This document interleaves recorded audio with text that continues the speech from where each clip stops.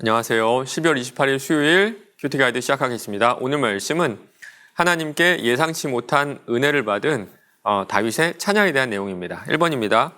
하나님께서 다윗에게 무슨 일까지도 말씀하셨습니까? 19절입니다.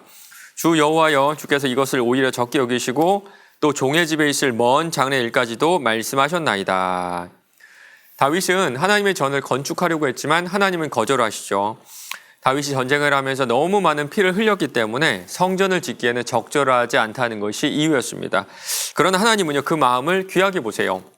그리고 구하지 않았던 은혜들을 베푸시는데요, 정말 예상치 못했던 은혜들을 주십니다. 오늘 말씀 보니까요, 먼 장래 일까지도 주신다고 하시네요.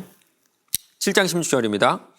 내 집과 내 나라가 내 앞에서 영원히 보존되고 내 왕위가 영원히 견고하리라 하셨다 하라.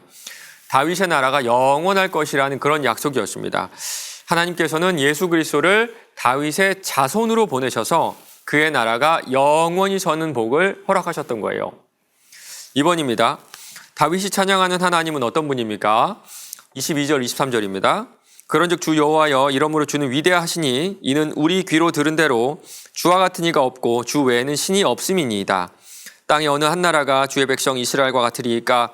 하나님이 가서 구속하사 자기 백성으로 삼아 주의 명성을 내시며 그들을 위하여 큰 일을, 주의 땅을 위하여 두려운 일을 애굽과 많은 나라들과 그의 신들에게서 구속하신 백성 앞에서 행하셨사오며.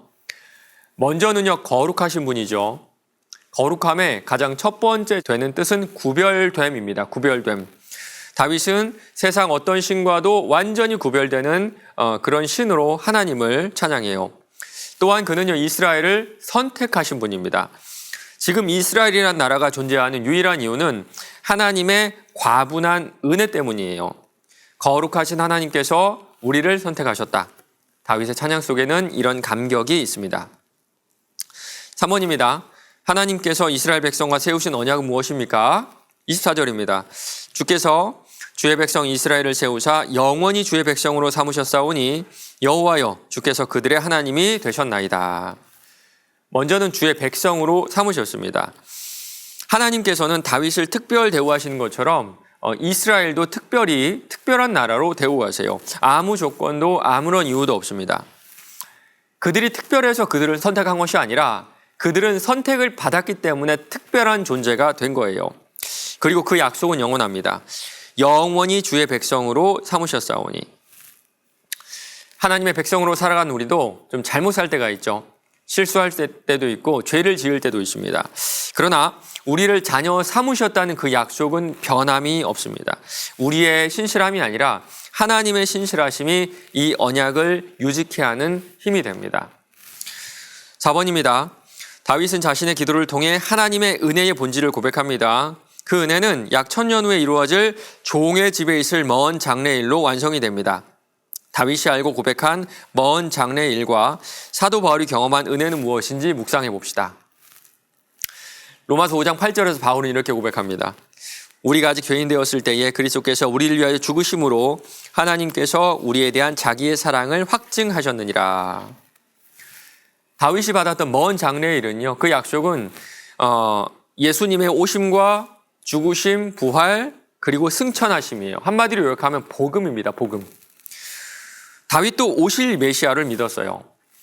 그리고 진리를 알면 알수록 이 진리 가운데 들어가면 들어갈수록 내가 이 구원을 받을 자격이 없다는 것을 점점 깨달아 알게 됩니다. 생각해 보시기 바랍니다. 우리가 예수님을 알기도 전에, 우리가 예수란 이름을 알기도 전에 예수는 이미 2000년 전에 내 죄를 위해 십자가에 달려 돌아가셨어요.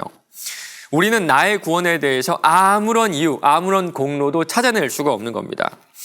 다윗도 그렇고 바울도 그렇고 이 은혜 받은 것을 논리적으로 그 이유를 설명해내지 못해요. 아무 조건 없이 받은 선물이기 때문에 은혜라는 단어 아니면 설명해내지 못하는 겁니다.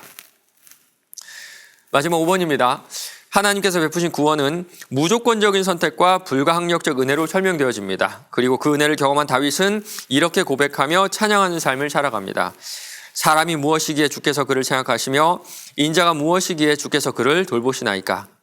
오늘 말씀을 묵상하며 구원의 감격을 찬양하는 삶을 살아가기 위해 기도합시다. 하나님은 왜 우리를 선택하시고 구원하셨을까요?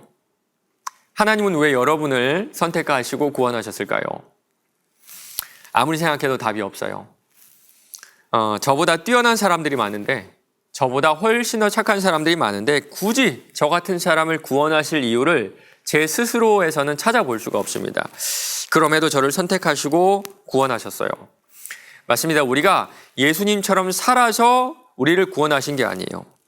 우리는 구원을 받았기 때문에 예수님처럼 살고자 하는 소망을 가질 수가 있는 겁니다. 그러나 우린 자주 있지요. 이 구원의 감격도 이 은혜도 다 까먹습니다. 그래서 기도해야 돼요. 매일 아침마다 기도해야 돼요. 매일 아침마다 기도하면서 이 구원의 의미를 되새겨볼 때 우리는 다시 한번 값없이 받은 이 구원의 은혜로 들어갈 수 있을 겁니다. 오늘 하루도 기도하며 예수님께서 공짜로 주신, 값없이 주신 이 구원의 은혜 가운데 살아내시는 저와 여러분 되시길 바랍니다.